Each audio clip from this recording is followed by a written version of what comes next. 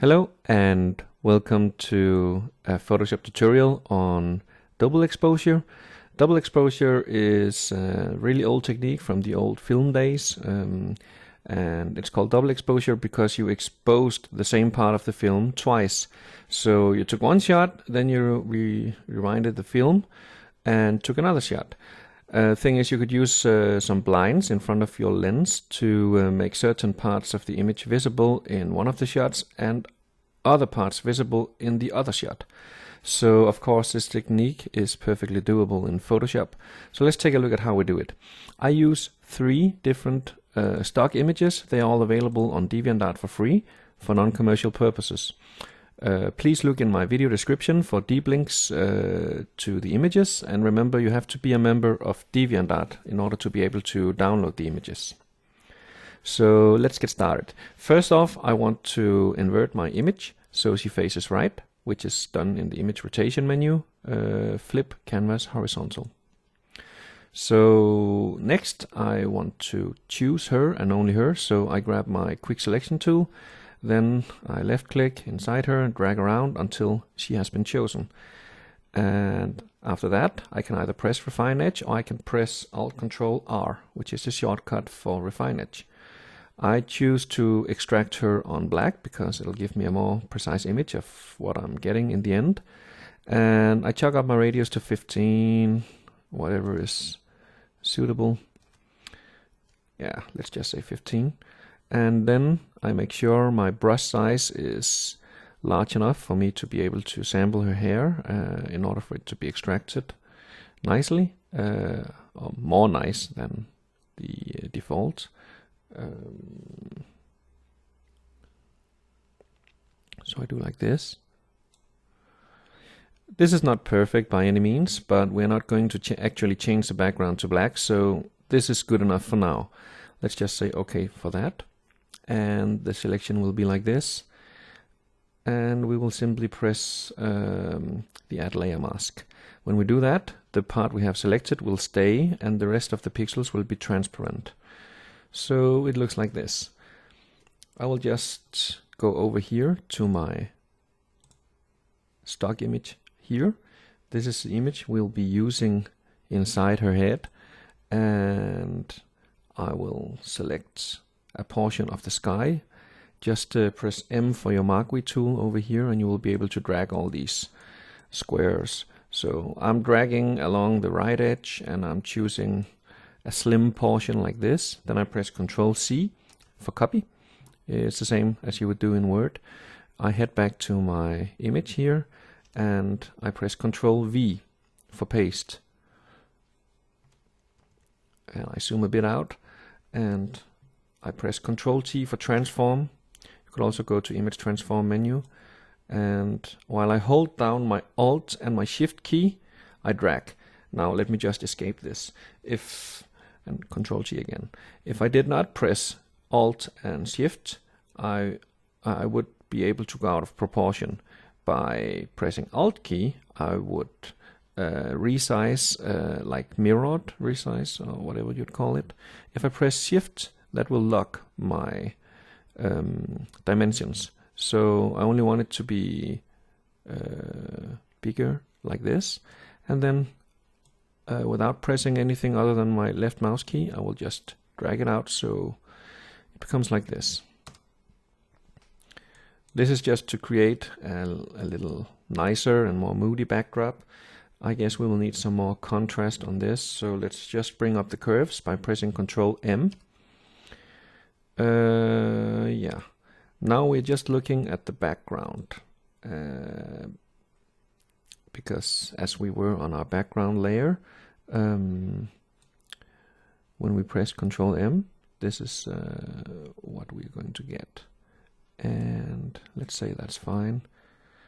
Let's just rename the layer, because as soon as we begin to have many layers, it becomes hard if they all called layer 0, layer 1, and so forth. So I'll call this girl. The next image we're going to use is the image of the cave entrance. So I will just again press Ctrl A for selecting everything. Then I press Ctrl C for copy. Then I head back to my image and press Ctrl V for paste. To be able to see what I'm actually doing here, I need to scale down my opacity a bit. Like this. So when we have scaled down the opacity to, I just chose 50%, it doesn't really matter. We're going to redo it anyway. We're able to see what it is we are doing. So let's just resize accordingly to what we want in the end. And I don't think this is too far off. Please notice I only resized a very little.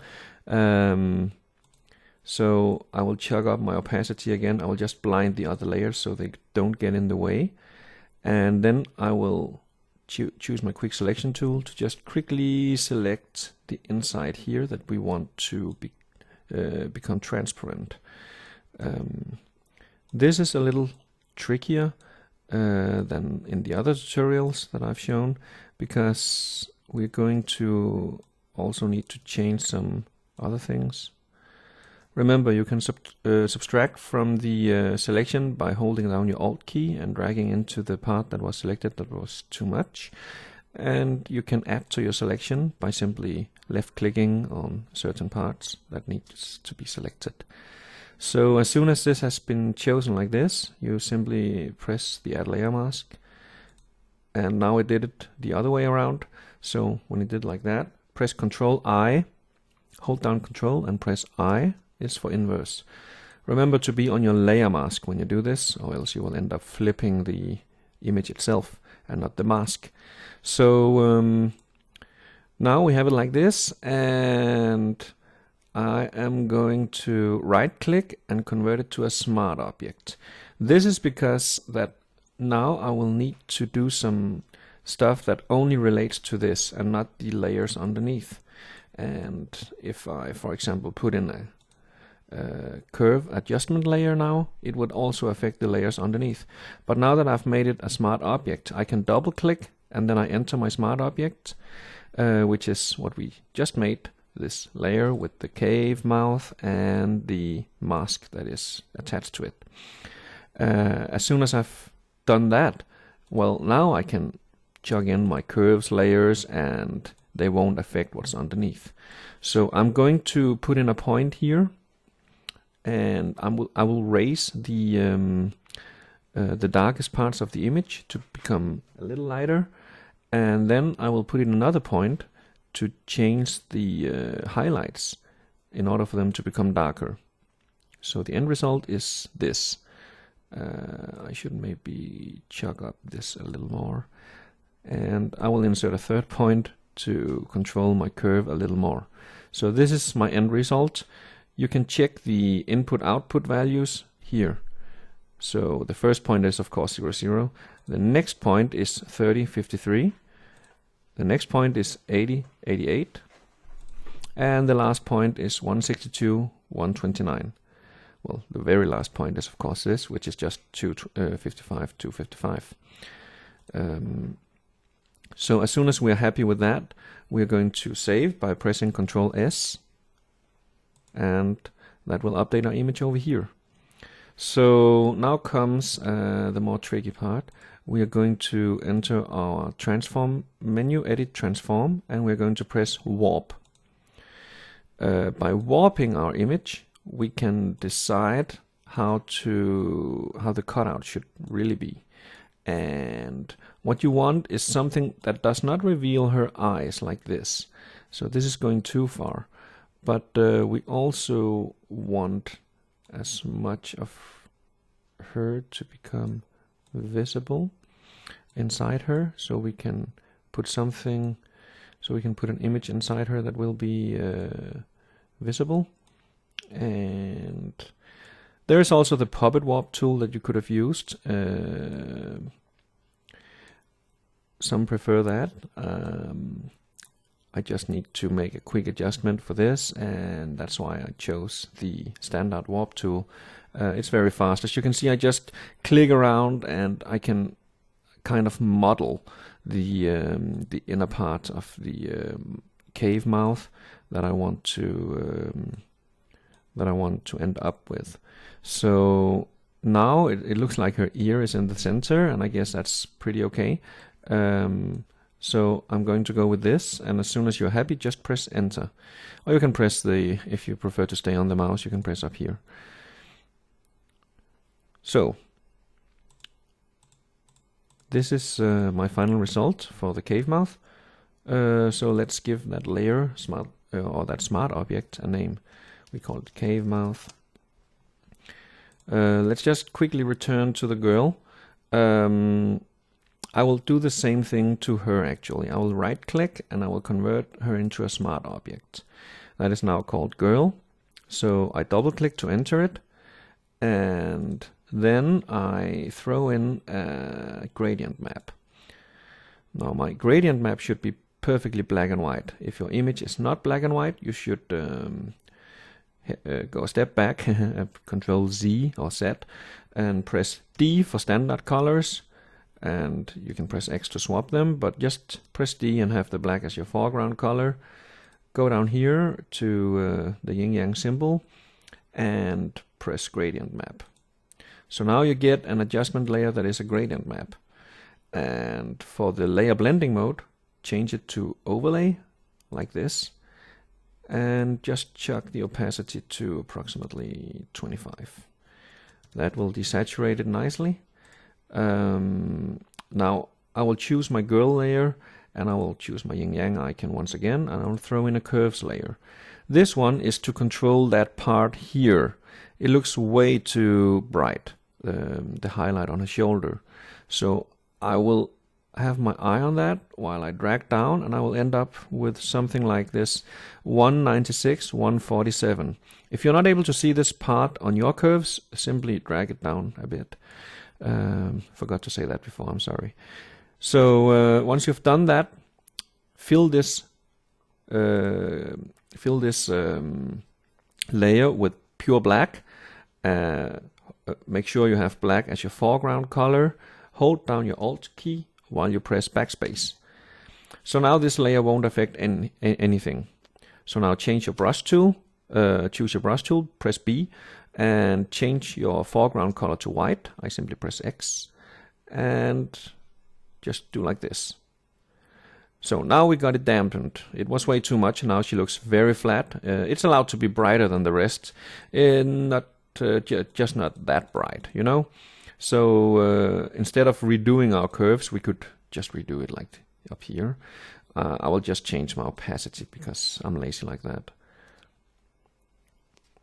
So I change it to 50. Now there's still a difference, but it's way darker than it was before.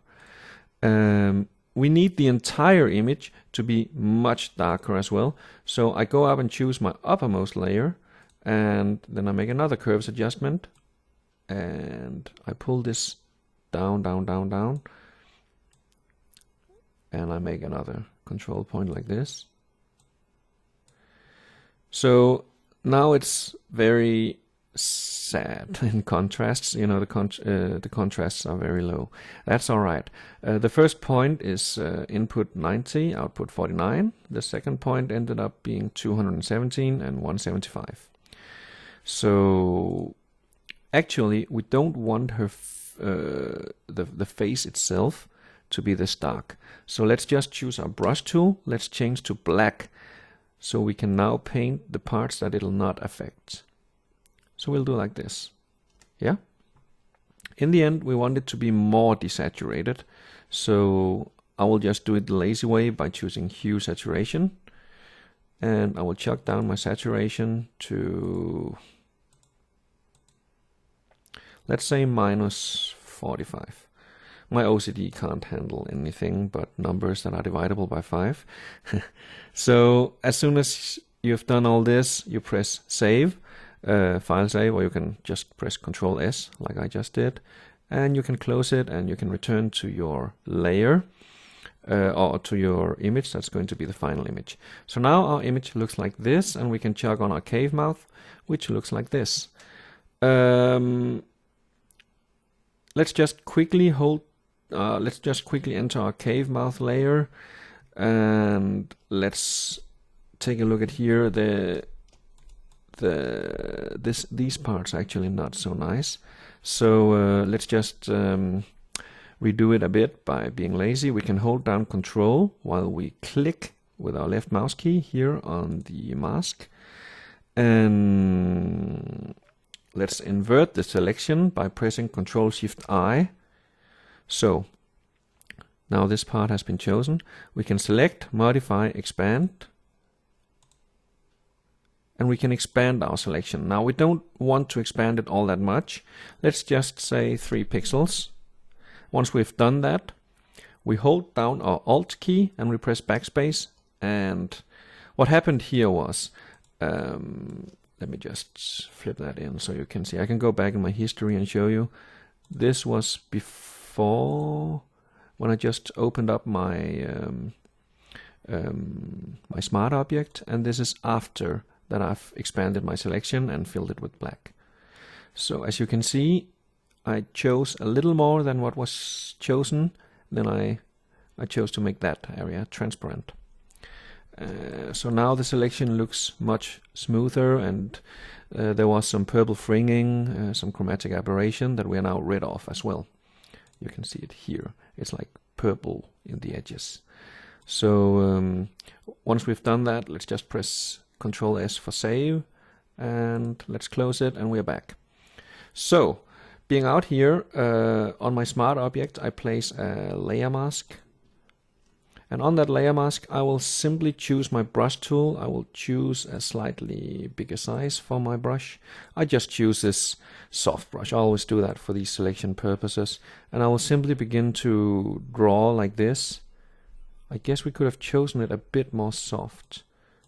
Let's just chug it up to 511. Yeah, now I'm happy.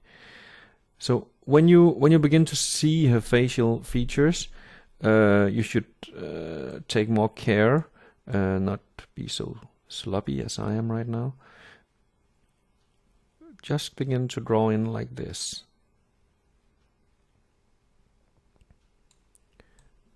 And we want her eye to be visible like this.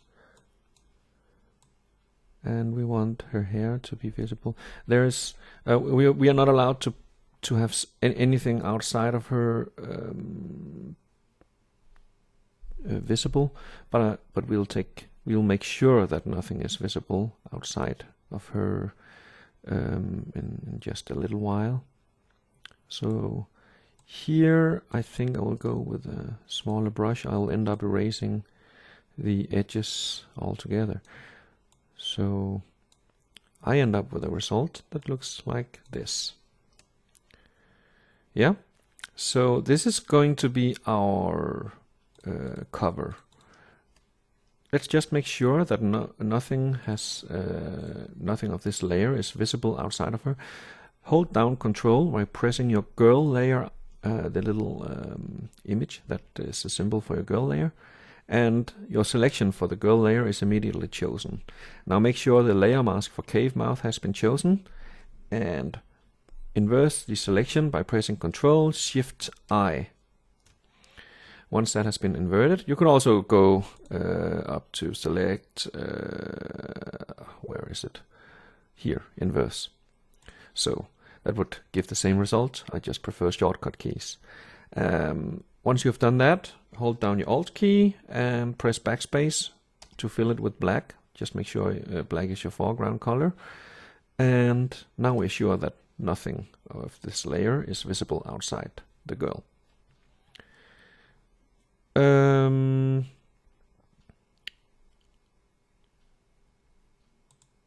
So we go back to this image and we will select everything by just pressing Ctrl-A, that is select all. We will press copy, Ctrl-C for copy. Go back to our image. We will choose our girl layer and we will paste, Ctrl-V. So our new layer will be placed in between girl and cave mouth. Let's call that thoughts. And let's right click and convert it to a smart object. Not because necessarily we want to do a lot to it. Actually, I want to do something to it. But also because when you're going to resize like this, Control and T for transform, And then if I make it too small and press enter, then in a little while I regret it and I want to make it a little larger, then quality will be lost. But by making it a smart object, you can make it as small as you want. You can press enter and you can enlarge it again, and the quality is not lost because this is a smart object and it's bound to the original layer, the original image that I inserted. So Control T to transform, hold down Alt and Shift, and while you do that, just left click in a corner and begin dragging, and you can left click inside the image without pressing down any keys. Just left click and move it around. So now it's easier to see how it's gonna end up like. We will just make it like this.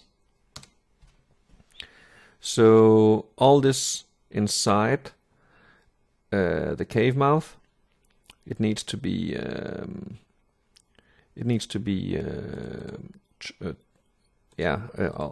everything outside the cave mouth needs to be transparent for this layer that is called thoughts. Now this is the part where I should chug off all the other layers. I should disable my layer mask, and I can simply right click on this layer to recall the selection. Then I invert my selection, Control Shift I. I go down to my thoughts image and enable it, and then I press the layer mask icon. So what happened now is that if I chug up these two layers and I just press once on this to enable it again, we will have a result like this. So now we only need to also make sure that nothing outside the girl is visible. So I hold down Control, I click the girl layer, then I invert my selection, Control Shift I make sure I have black as my foreground color, and I press Alt and backspace like that, and then I deselect. Control D for deselect. Once you've done that, well, you will get a much better grip of what you've just been doing. If you want to move this girl inside her head, don't do like this. Now I will move everything including my mask. So let's just undo that, one step back in history, and let's unlink the layer from the mask. Now we can move the layer itself and still retain the mask that we had. By moving it like this, we don't know where the edges are, so let's just undo that once again. Just make sure that you have chosen your layer and that the link has been broken. Then press Control T for transform, and now you can transform, and let's just make it like this, a little smaller, a little smaller once again, and let's drag it down here. So like this. Yeah, I want it like this. So now it looks like she's holding the sun. Here it's not too far away from the edge. It's not too close to the edge, but it's not like a centered image either. I can also rotate it just a bit because this image was shot at not at water level, so I will just rotate it just a bit. And I will press enter when I'm finished, and I will relink the layers because I might want to move everything, and then it would be annoying if this layer moved out of sync with the mask that it's attached to, or it was supposed to be attached to. So once I've done that, I choose the layer mask for thoughts. I will press B for my brush because we're going to get rid of this part. I will just right click and choose a larger brush, a much larger brush, like this, and I will begin drawing on the edges here in order to give it a little, let's just choose a smaller brush so it won't be that visible when it ends. The same goes for the cave mouth. It's also too visible, so let's just draw ever so slightly here, Let's choose a bigger brush to do like this. And let's return to thoughts because I'm not really happy. I actually don't want the shoulder to be to have any texture on it now that I think of it. So we do like this. And I will choose a bigger brush once again in order to just give it a nice fade. Like, oh, that was too much. Sorry.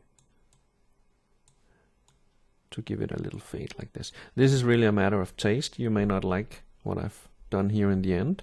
You may want your image, if you have chosen another or whatever, to have everything visible down here, but yeah, I don't.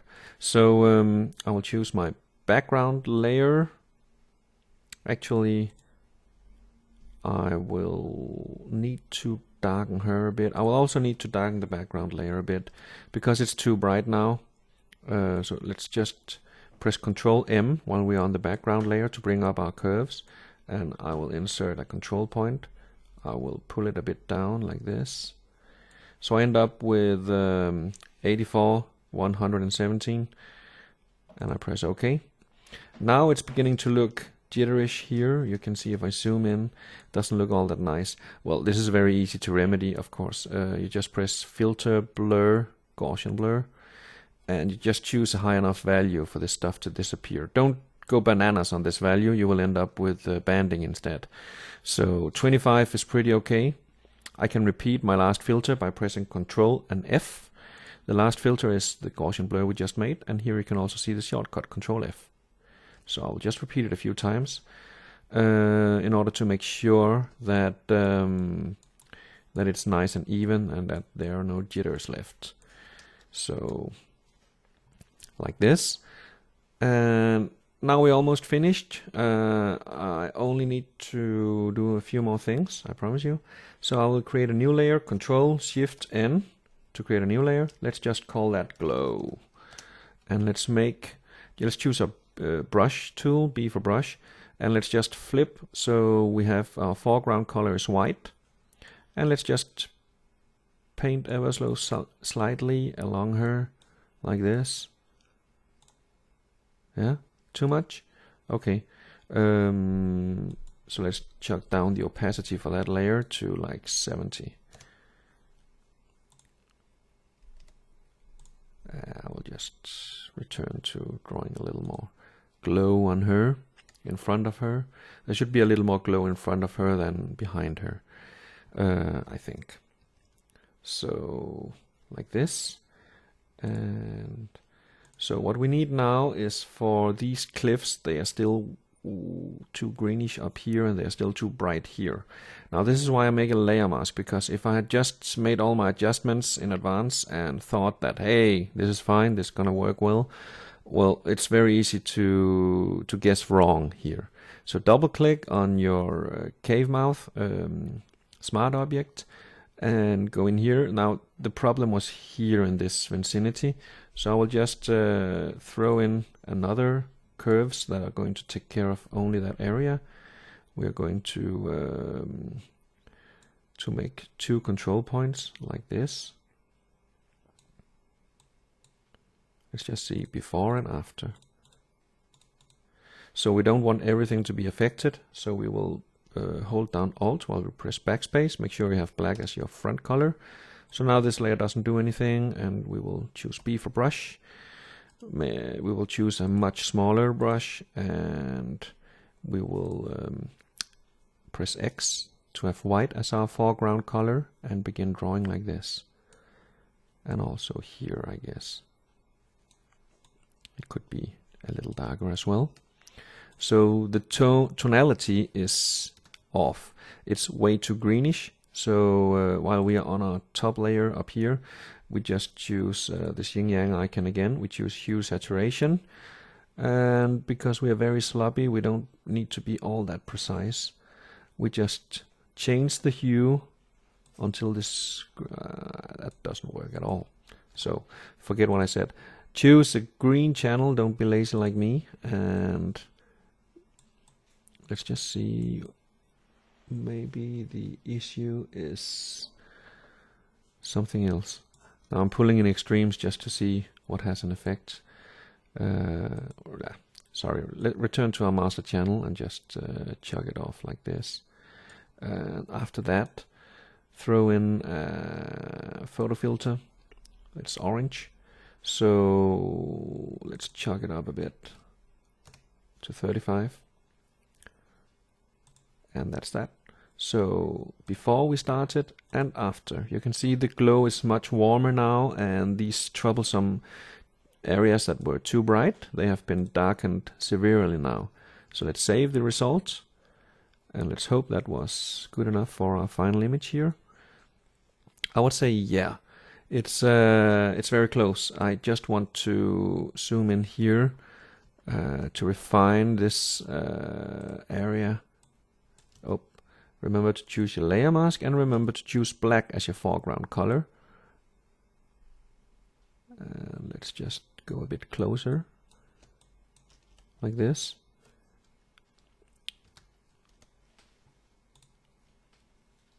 And that's it. We're done. Almost. I just want to crop it. So press C for crop and begin cropping as you please. I actually only want... Some people would say that the shoulder should not even be visible, but dang it, now I actually want some of that cleavage to be visible, because I like this arch between the chin and the cleavage. So I will do like this. And when I'm happy, yeah, I don't have any aspect that I need to accommodate, so I will simply take a look at when I find this crop to be nice for me. And you should take care that when you crop, you should take care that delete cropped pixels is not on, because that way you can always return and you can bring back the parts that you cut away. That is neat. So I will be happy with this crop, and I will just do like this to show you the final image. That was it. If you like this tutorial, remember to subscribe to my channel, and thanks for watching.